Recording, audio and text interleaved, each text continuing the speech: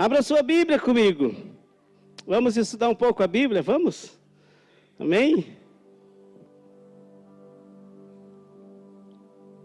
Estou feliz de te ver aqui. Você é bem-vindo. Vocês são todos muito bem-vindos.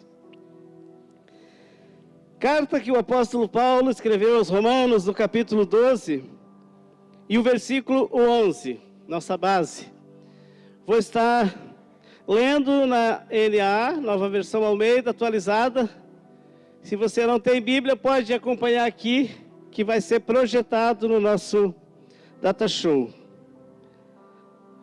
Amém? Hoje pela manhã, tivemos um culto abençoado. Foi maravilhoso o que Deus fez, e eu creio que não vai ser diferente agora à noite. Amém?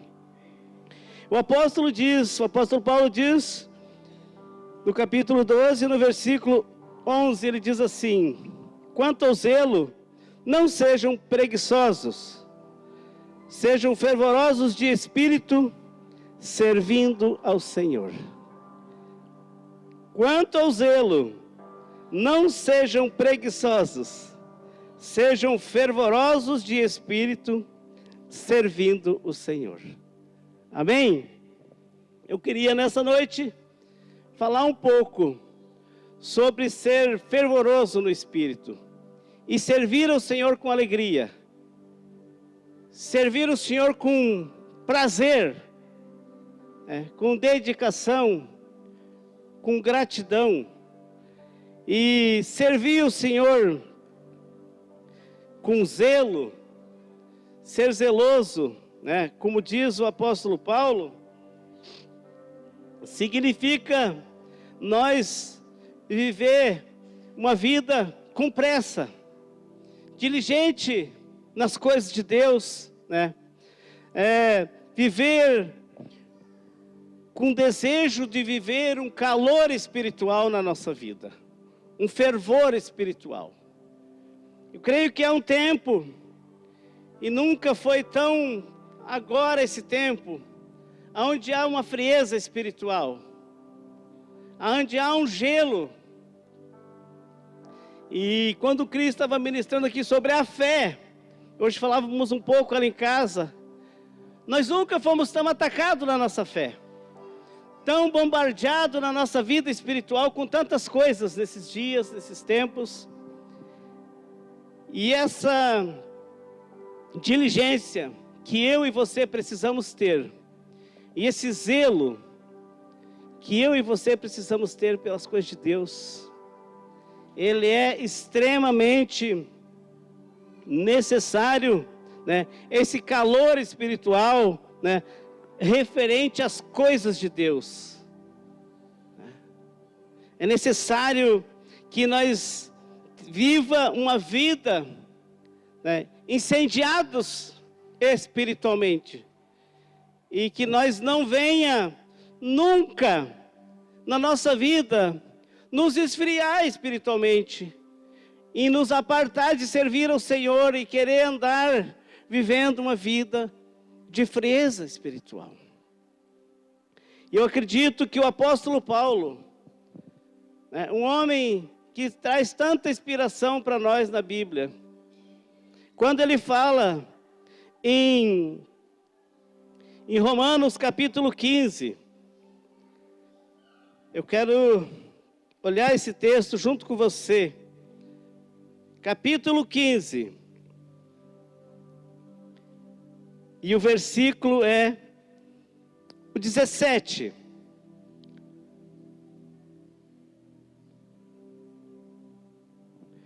Paulo dizendo que ele diz: eu tenho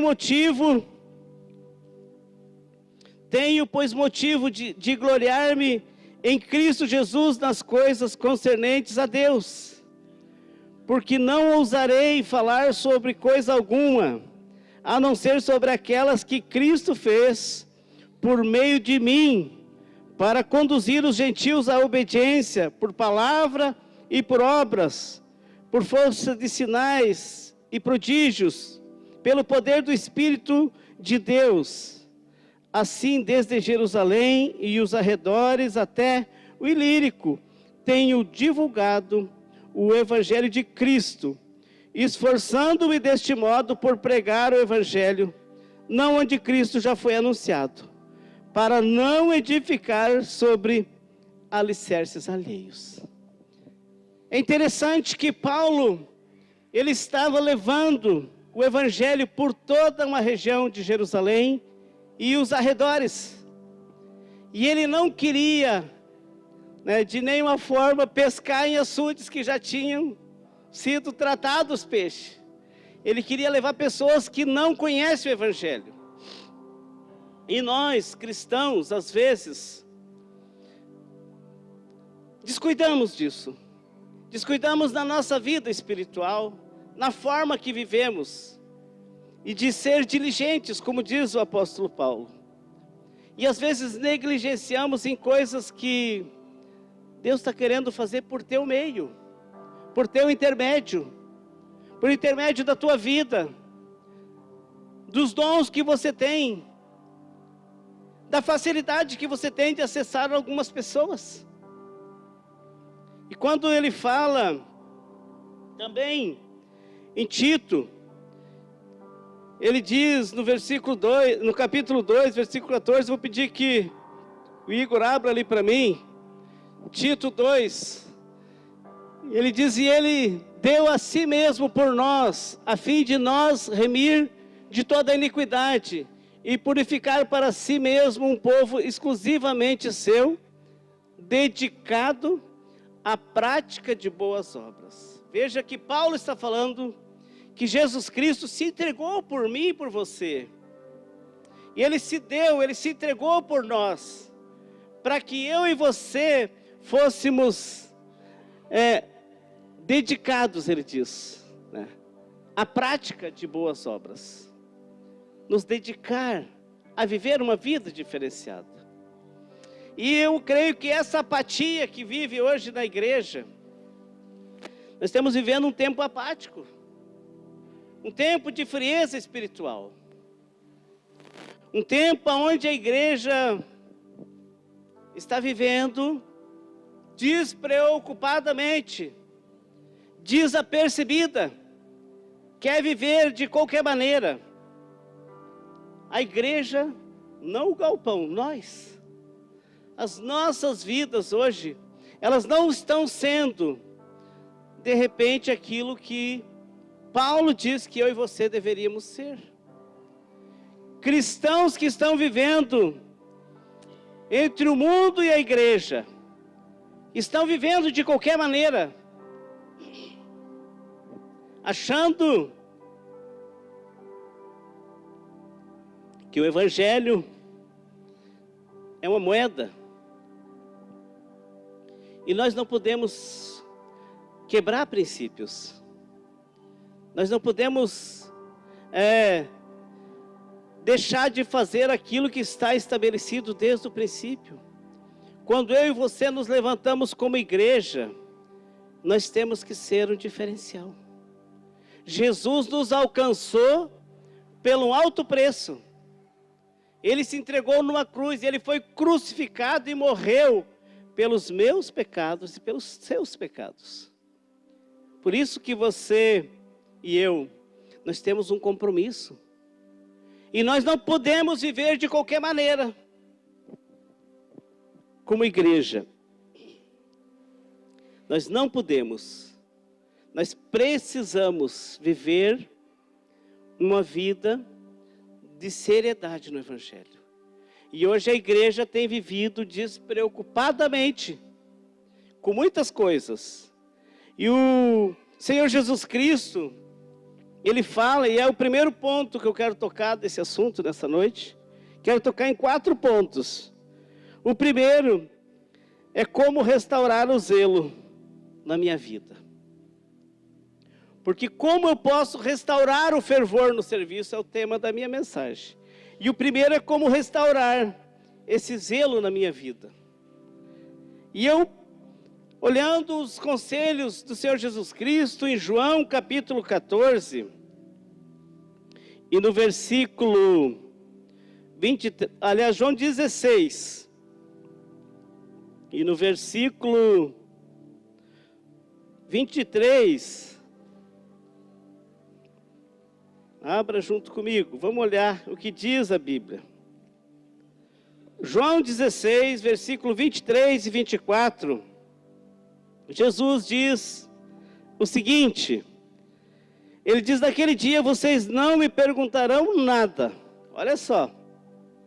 Em verdade, lhes digo, se pedirem ao Pai alguma coisa em meu nome, Ele lhes concederá. Até agora vocês não pediram nada em meu nome. Peçam e receberão, para que a alegria de vocês seja completa. Veja que o primeiro ponto que eu gostaria de tocar, que uma igreja precisa ter para viver uma vida fervorosa no Espírito, zelosa pelas coisas de Deus, a primeira coisa que eu preciso ter é uma vida de oração. Reconhecer a Deus como meu Pai e a Jesus Cristo como meu Senhor. E aqui Jesus diz que naquele dia, Ele estava falando para quem? Para os seus discípulos. Ele diz, vocês não me perguntarão nada, Ele falou. Mas Ele diz, em verdade lhes digo, que se pedirem ao Pai, olha só, alguma coisa em meu nome, Ele lhes concederá. Mas veja que Ele diz que os discípulos até aquele momento nada tinham lhe pedido. Nada, eles não tinham pedido nada. Eles não tinham feito nenhuma petição. Veja que Jesus já tinha dito para eles em João 14, 15. Jesus tinha dito muitas coisas para eles a respeito de permanecer nele. Ele diz em João 15, 7, ele diz que se as minhas palavras permanecerem em vocês, e se vocês permanecerem em mim, pedirão o que quiser e lhes será feito. Jesus já tinha dito para eles esse versículo. Mas aqui no capítulo 16, ele chega para os discípulos e diz, até agora vocês não pediram nada. Aí ele diz, mas peçam e recebam, para que a alegria de vocês seja completa. Veja, você estava falando que eu fico tão feliz, porque o que o Senhor já fez na minha vida, e eu vejo o que Ele está fazendo na vida de pessoas. Eu sou um cara muito alegre, e às vezes eu fico me perguntando porque eu sou tão feliz assim. Às vezes quando eu estou um pouco cansado, eu pego nem que seja para mim ver um vídeo do Paulinho Mixaria para me dar risada, escutar ele contar umas piadas engraçadas. Não sei se alguém escuta o Paulinho Mixaria, ele é tão engraçado, né? E ele conta umas que tu tem que rir.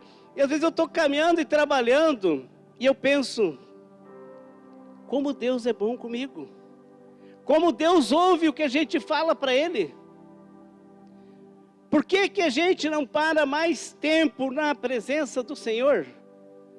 Por que que a gente não tira mais tempo para viver uma vida de oração?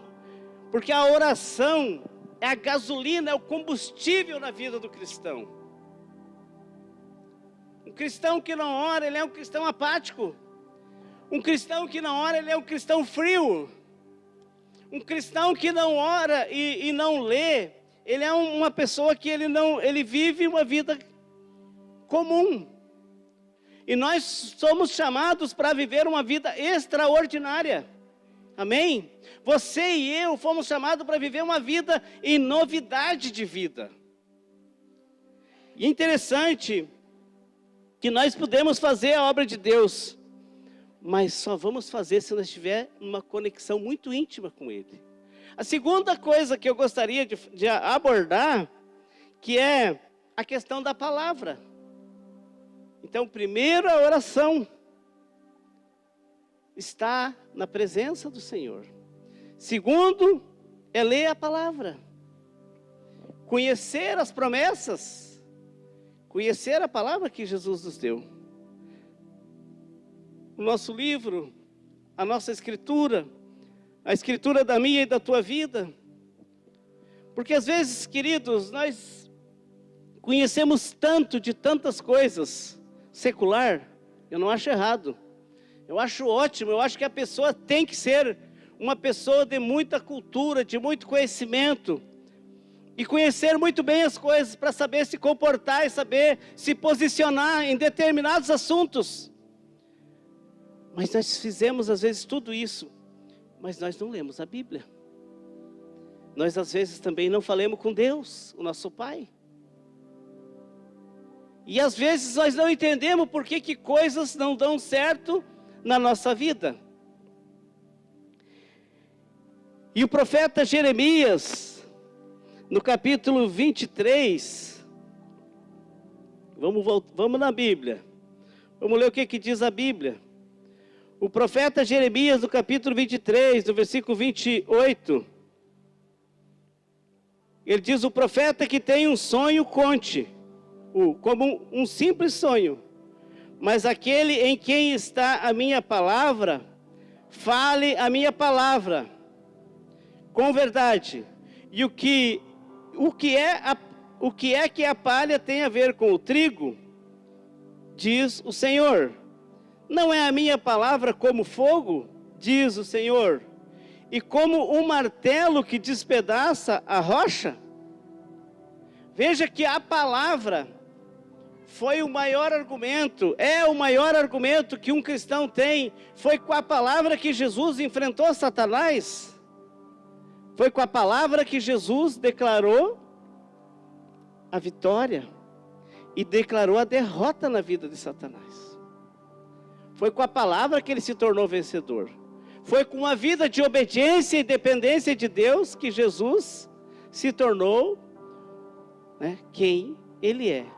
O Senhor dos senhores e o único que tem todo o poder no céu, na terra e embaixo da terra. Foi o único que teve a autoridade de andar uma vida de obediência e dependência do Pai. E aqui Deus está falando que a palavra dele, ela é como um martelo que despedaça a penha, a rocha, a pedra. E por que nós não usamos esse martelo? Por que nós temos tanta ousadia às vezes? Mas quando chega na hora de falar a palavra, nós encontramos às vezes dificuldade. E somos confrontados às vezes por pessoas que não conhecem a palavra. E não são que nem você que serve a Cristo. Mas eles te enfrentam porque eles têm conhecimento, mas eles não vivem a palavra. E é interessante porque Jesus, quando encontra os discípulos no caminho de Emaús, no capítulo 24 de Lucas, no versículo 32, eles estavam andando, os dois discípulos, no caminho de Emaús, e de repente Jesus chega e entra na conversa e no caminho deles, e começa a andar com eles. E depois, entra com eles na casa, e depois quando Jesus se revela, o Cristo para eles, eles se lembram, puxa, não nos ardia no coração quando ele falava com nós no caminho? Os discípulos sentiram um fervor, uma ardência no coração, mas eles demoraram para entender. E o que eu quero dizer com isso, queridos? Que nós hoje somos os discípulos, somos a igreja, como cantamos aqui, e que o inferno não pode prevalecer, como cantamos aqui, eu creio nisso, e eu declaro isso. Em Mateus 16, 18, diz que as portas do inferno não prevalecerão contra a igreja do Senhor. Aí em Mateus também diz que o Senhor nos deu as chaves dos céus. Nós temos a chave que é a palavra. E às vezes nós descuidamos disso que é tão forte e tão poderoso na nossa vida. Por isso que eu e você precisamos então da oração, principalmente ter tempo a sós com Deus, ter o nosso tempo de secreto, ter o nosso tempo de comunhão com Deus. Temos que ter o nosso devocional na palavra de Deus todos os dias, se nós quisermos ser uma igreja vitoriosa, vencedora, que avança. Mas muitas vezes, queridos, nós acabamos descuidando da leitura, descuidando da oração. E eu quero dizer para você que é fácil. Falava hoje cedo, que vê você deixa de congregar os 4, 5 cultos, 4, 5 domingos, começa a sair, ir por aí, ir numa festa e noutra, começa a não vir às reuniões, começa a não participar dos momentos de GC, de discipulado, para ver se daqui a pouco você não está no meio das festas do mundo, vivendo da mesma maneira que os outros vivem. Vai para tudo que é festa. É só descuidar da comunhão, da palavra, da oração. Terceira coisa que eu já quero entrar, que é isso que estou falando, é que nós não devemos deixar de congregar. O escritor dos Hebreus, capítulo 10, versículo 24, ele diz que não é para nós deixar de congregar. Hebreus 10,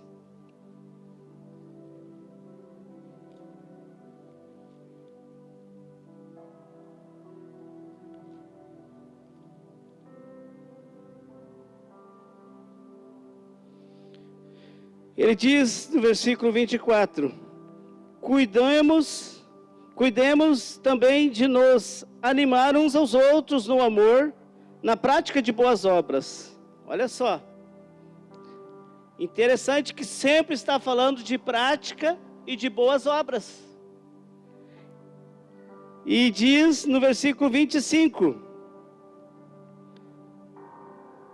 veja bem, cuidemos de nos animar uns aos outros no amor, principalmente, e na prática de boas obras.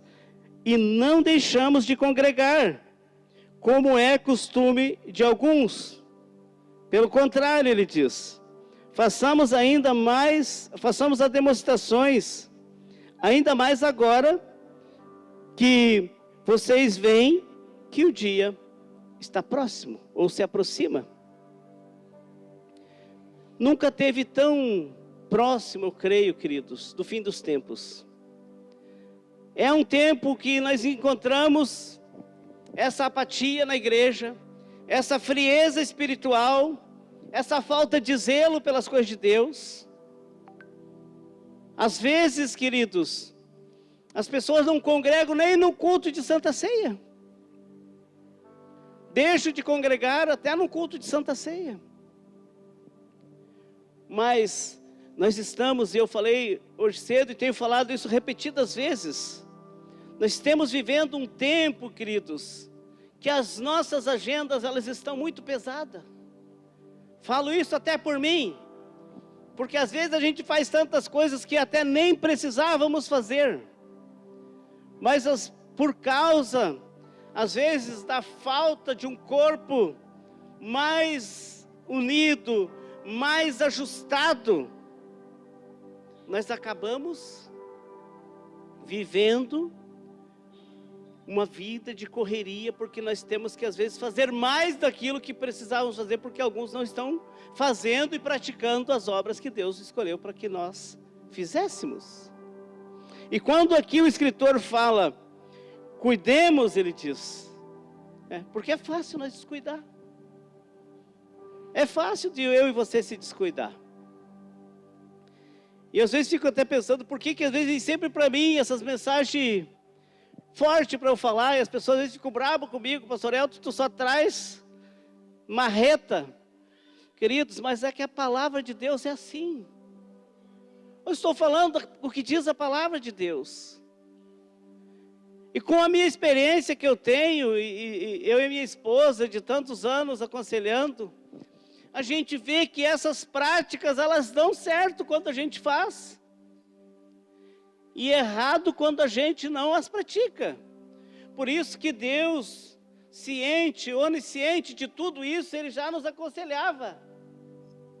E a importância de eu e você conhecer as Escrituras e o poder de Deus, para que nós consiga vencer diariamente as nossas batalhas, nossas lutas, firmados na palavra de Deus, firmado nas promessas de Deus, que é isso que Deus chamou eu e você para ser uma igreja vitoriosa, amém? Deus chamou eu e você para ser uma igreja vitoriosa, e Ele diz, e as portas do inferno não vão prevalecer contra a minha igreja, a igreja do Senhor Jesus, somos nós, não é nem esse galpão, esse aqui é o nosso espaço, onde nos reunimos e adoramos o Senhor, cantamos e lemos a Bíblia, mas as boas obras, queridos, você não faz aqui. Cantar, falei hoje cedo, né, Cris? E pregar é muito pouco. O que vai valer e vai fazer a diferença é o meu dia a dia e o seu dia a dia. Como eu e você vivemos, como nós nos amamos, quando nós nos respeitamos, quando nós nos admoestamos uns aos outros. Não vamos andar juntos, vamos avançar, né? Não vamos parar de crescer como cantamos. Não vamos, queridos, vamos avançar. A igreja é um motor forte, amém? A igreja é a menina dos olhos de Deus, e nós somos a nação santa, nós somos o povo escolhido de Deus, eu e você, nós, queridos, nós somos essa nação, e nós não podemos viver, né, uma vida sem zelo, sem fervor, sabe, queridos, nós não podemos. É interessante que quando Jesus fala em Apocalipse para a igreja de Laodiceia, ela não tinha problema de doutrina, não tinha problema doutrinário, não tinha nada de coisa errada. Mas ele falou em Apocalipse 3, versículo 19, abre ali para mim, querido. O Senhor falou o seguinte, ele diz, eu repreendo e disciplino aqueles que amo. Olha só, eu repreendo e eu disciplino aqueles que amo. Deus ama você e eu, amém? Deus nos ama, e Ele nos repreende, Ele nos disciplina às vezes, mas às vezes nós não entendemos o que é a disciplina de Deus. Ele diz, portanto, seja zeloso e arrepende-se, porque aquela igreja era uma igreja que ela estava fria, ela estava morna, não era nem fria, ela estava morna. E Deus diz que os mornos, Ele está a ponto de vomitar eles da sua boca.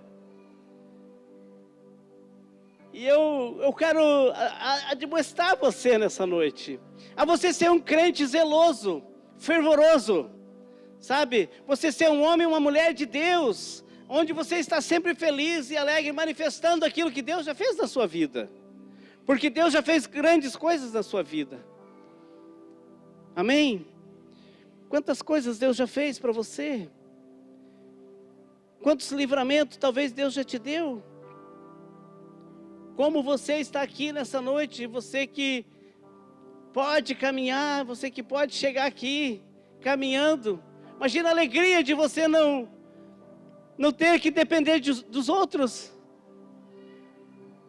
sabe?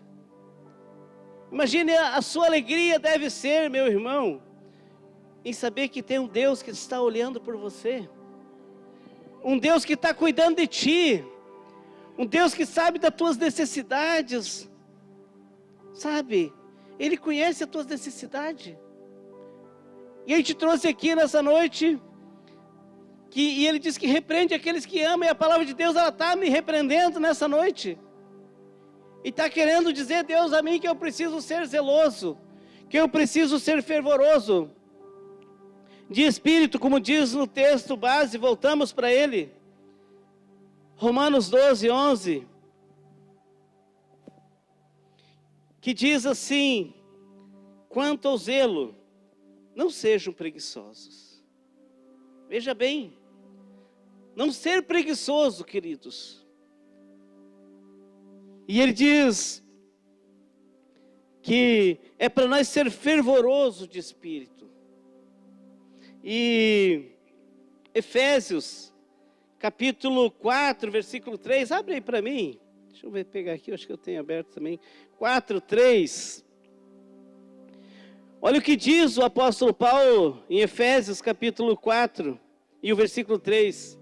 Ele diz, fazendo tudo para preservar a unidade do Espírito no vínculo da paz. Fazendo o quê? Algumas coisas? Não.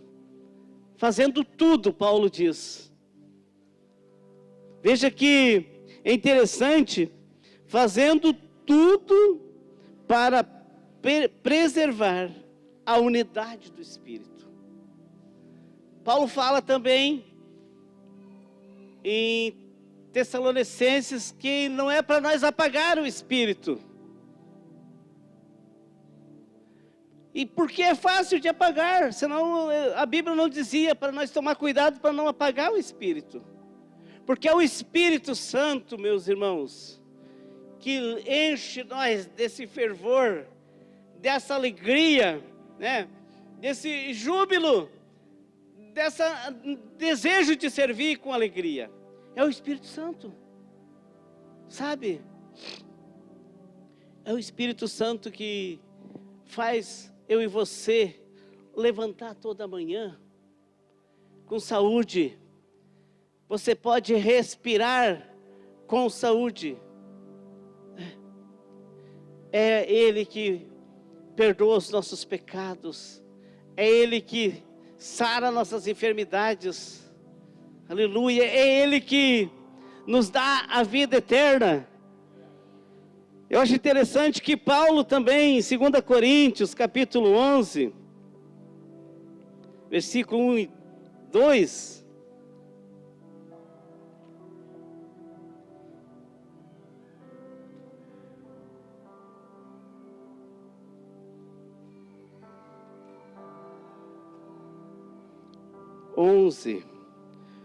versículo 2.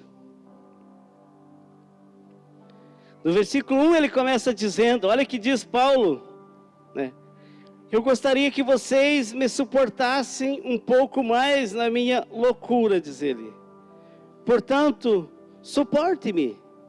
Ele diz, tenho zelo por vocês, com o zelo de quem que vem de Deus, pois eu preparei vocês para apresentá-los como uma virgem pura, a um só esposo, que é Cristo. Temo que, assim como a serpente, com a sua astúcia, enganou a Eva, assim também a mente de vocês seja corrompida e se afaste da simplicidade e pureza devidas a Cristo. Pois se vem alguém que prega outro Jesus, diferente daquele que nós pregamos, ou se vocês aceitam um espírito diferente daquele que já receberam, ou um evangelho diferente do que já aceitaram, vocês toleram isso muito bem. Veja, e ele ainda diz no versículo 5, porque suponho em nada ter sido inferior a esses superapóstolos. Paulo, ele vem dando recomendações para nós. Viver uma vida zelosa, para nós viver uma vida determinada. Jesus Cristo nos chama para nós ser perseverantes. Jesus Cristo nos diz que é para nós passar tranquilo por os momentos de aflição com ânimo, porque Ele diz que Ele passou. Mas só vamos, queridos, viver essa vida fervorosa quando nós entender o que o Senhor Jesus fez por mim e por você. Amém? E para encerrar, o quarto ponto é que nós precisamos viver uma vida de arrependimento. Não tem, queridos, como nós vencer o nosso adversário. Não tem como nós viver uma vida vitoriosa se nós incorrer num erro e não reconhecer os nossos erros, não reconhecer as nossas fraquezas, não reconhecer Jesus Cristo como o único Senhor e Salvador das nossas vidas. Quando eu e você entendemos isso, né, nós podemos, né, viver e promover dentro de nós esse fervor espiritual, sabe? Da palavra, da oração, da comunhão, sabe? De uma vida de renúncia, de uma vida de arrependimento. Eu temo, queridos, que temos vivendo os últimos tempos. E se nós não cuidar do que está acontecendo hoje, uma igreja que está aceitando a viver um pouco no mundo e um pouco dentro de casa, como diz na Bíblia, se o Senhor não abreviar os tempos, quase ninguém se salvará. Apostasia da fé. Muitas pessoas estão se apostando da fé, aceitando ensinos de demônios. E não é os próprios demônios, eles estão na internet, vendo pregadores que pregam heresias. Eles não estão congregando direito. E daí eles estão achando que esses pregadores que pregam mentiras às vezes na internet. Eu não sou contra quem prega na internet, mas que use a Bíblia, que use o livro verdadeiro, porque a internet é uma ferramenta poderosa, mas tem gente que está se enganando e depois sai por aí falando, vivendo de qualquer jeito, andando em festa, andando em bebedeira, andando em noites, andando em lugares que não condiz com a vida do crente. Sabe, queridos, o crente tem que ser zeloso. O cristão verdadeiro não vive em baladas, em festas, em bebedeiras. Tudo que é demais, Jesus condena. Tudo que é em excesso, a condenação pela Bíblia. E o que um cristão precisa é da sã doutrina, da palavra. É congregar, é ser discipulado, é participar de um GC, de um grupo de crescimento, de um discipulado de grupo. Nós temos, queridos, procurado nos esforçar em viver uma vida diligente da palavra de Deus. E isso não é fácil, muitos renunciam, porque não aceitam o ensino verdadeiro da palavra. E começam a declinar da fé, começam a se apostar da fé. E já começam a achar que a igreja não é boa. A igreja é você, meu irmão. A igreja é você, minha irmã. Se você não está cuidando da sã doutrina, eu e você estamos incorrendo num erro. E nós estamos começando a nos apostar da fé. E isso é um risco grande, porque o Senhor, Ele repreende e disciplina, porque Ele ama você. Às vezes você não aceita nem a correção do seu líder de GC, ou do seu pastor, ou do seu encarregado, ou do seu patrão, sei lá. Foi falado semana passada sobre autoridade aqui. Mas Jesus, Ele tem toda a autoridade. E a palavra dEle,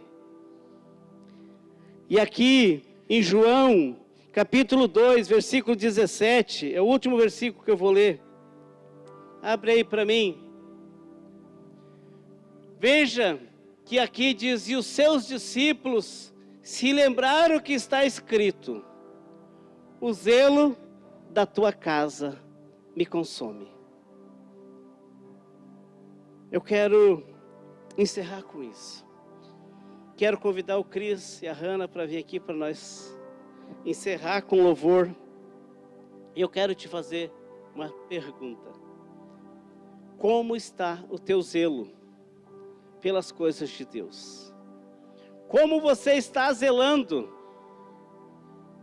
pelas coisas santas? Como é que você, como cristão, discípulo, será que você está se lembrando aqui? Porque aqui diz que foi os seus discípulos que se lembraram que estava escrito, que está escrito. E eles disseram: o zelo da tua casa me consome. Eu quero te convidar a ficar em pé.